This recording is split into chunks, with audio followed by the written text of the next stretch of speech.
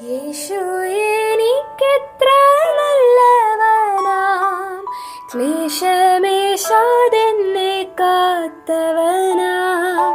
യേശു എനിക്കെത്ര നല്ലവനാം, ക്ലേശമേശാതെന്നെ കാത്തവനാം. താഴ്ചകൾ വന്നാലും വീഴ്ചകൾ വന്നാലും താങ്ങി നടത്തുവാൻ വല്ലഭനാം. താഴ്ചകൾ വന്നാലും വീഴ്ചകൾ വന്നാലും താങ്ങി നടത്തുവാൻ വല്ലഭനാം. സുഭാഷിതം. നല്ല പേർ സുഗന്ധ തൈലത്തെക്കാളും മരണ ദിവസം ജനന ദിവസത്തെക്കാളും ഉത്തമം.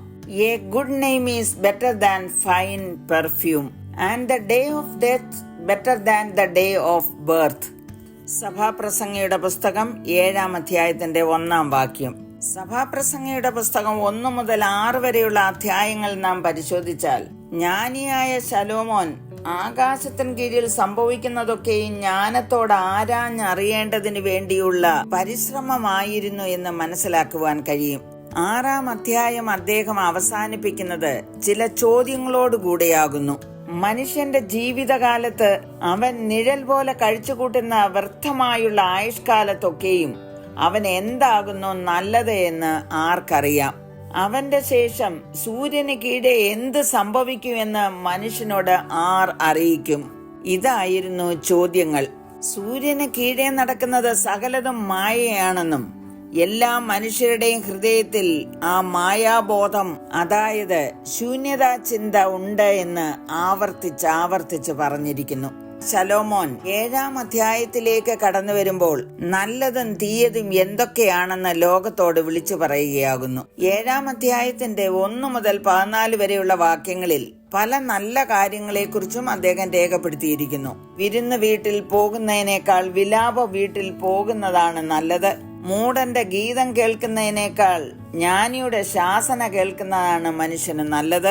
ഒരു കാര്യത്തിന്റെ ആരംഭത്തേക്കാൾ അതിന്റെ അവസാനം നല്ലതായിരിക്കണം.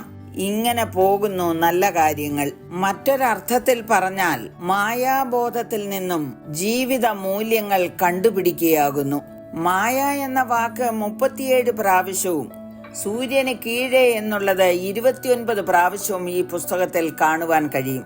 ലോകമോഹങ്ങളിൽ വ്യാപൃതനായിരുന്ന ശലോമോൻ തന്റെ നിരാശാബോധത്തിൽ നിന്നും ഉത്തമമായത് അല്ലെങ്കിൽ നല്ലത് അദ്ദേഹം കണ്ടുപിടിക്കുന്നു. നാം ചിന്തിച്ച വാക്യത്തിലേക്ക് കടന്നു വരട്ടെ.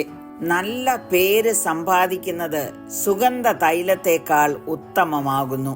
സുഗന്ധ തൈലം എന്ന് പറയുമ്പോൾ അത് അനേകർക്ക് സന്തോഷം പകരുന്നതാണ്. ആ തൈലത്തിന് ആകർഷണ ശക്തിയുണ്ട്. സുഗന്ധ തൈലം ഉണ്ടാക്കുന്നതിന്റെ പിന്നിൽ നല്ല പരിശ്രമം ആവശ്യമാകുന്നു. മനുഷ്യൻ ഉണ്ടാക്കുന്ന നല്ല പേര് അതിന് തുല്യമാണെന്നാണ് അദ്ദേഹം പറഞ്ഞത്. അതിന്റെ 2-ാം ഭാഗം മരണ ദിവസം ജനന ദിവസത്തെക്കാൾ ഉത്തമം. ഒരു കുഞ്ഞ് ജനിച്ച് വീഴുമ്പോൾ മുതൽ അവന്റെ ആ മരണ ദിവസം വരെ ഏതെല്ലാം തരത്തിലുള്ള കഷ്ടപ്പാടുകളും പ്രയാസങ്ങളുമാണ് അവന് തരണം ചെയ്യേണ്ടി വരുന്നത്. എന്നാൽ ഒരുവൻ മരിച്ചു കഴിയുമ്പോൾ അവൻ നിത്യതയിലേക്ക് പ്രവേശിക്കപ്പെടുന്നു. അവൻ സകലവും അതതിന്റെ സമയത്ത് ഭംഗിയായി ചെയ്ത് നിത്യതയും മനുഷ്യരുടെ ഹൃദയത്തിൽ വെച്ചിരിക്കുന്നു എന്ന് സഭാപ്രസംഗി പറഞ്ഞിട്ടുണ്ട്. അദ്ദേഹം നല്ലതായി കണ്ടത് നിത്യനായ ദൈവത്തോട് ചേരുക എന്നുള്ളതാണ്. അത് എങ്ങനെയാണ് നമുക്ക് സാധ്യമാകുന്നത്? പൗലോസ് പറഞ്ഞിരിക്കുന്നത് കേൾക്കൂ. ക്രിസ്തുവിൽ ഞങ്ങളെ എപ്പോഴും ജയോത്സവമായി നടത്തുകയും എല്ലായിടത്തും ഞങ്ങളെ കൊണ്ട് തന്റെ പരിജ്ഞാനത്തിന്റെ വാസന വെളിപ്പെടുത്തുകയും ചെയ്യുന്ന ദൈവത്തിന് സ്തോത്രം. രക്ഷിക്കപ്പെടുന്നവരുടെ ഇടയിലും നശിക്കുന്നവരുടെ ഇടയിലും ഞങ്ങൾ ദൈവത്തിന് ക്രിസ്തുവിന്റെ സൗരഭ്യവാസനയാകുന്നു. അതാണ് ജീവനിൽ നിന്ന് ജീവങ്കിലേക്കുള്ള വാസന. പ്രിയമുള്ളവരെ, സുഗന്ധം പരത്തുവാൻ നമ്മെ തന്നെ സമർപ്പിക്കാം, പ്രാർത്ഥിക്കാം. കരുണയുള്ള പിതാവേ, ഞങ്ങൾ ഭൂമിയിലായിരിക്കുമ്പോൾ ഒരു സുഗന്ധ തൈലം പോലെയും മരണത്തിൽ നിത്യജീവങ്കിലേക്ക് എത്തിപ്പെടുവാനും അവിടുന്ന് സഹായിക്കണമേ എന്ന് യേശുക്രിസ്തുവിന്റെ നാമത്തിൽ അപേക്ഷിക്കുന്നു. കേൾക്കണമേ. ആമേൻ. താഴ്ചകൾ വന്നാലും വീഴ്ചകൾ വന്നാലും താങ്ങി നട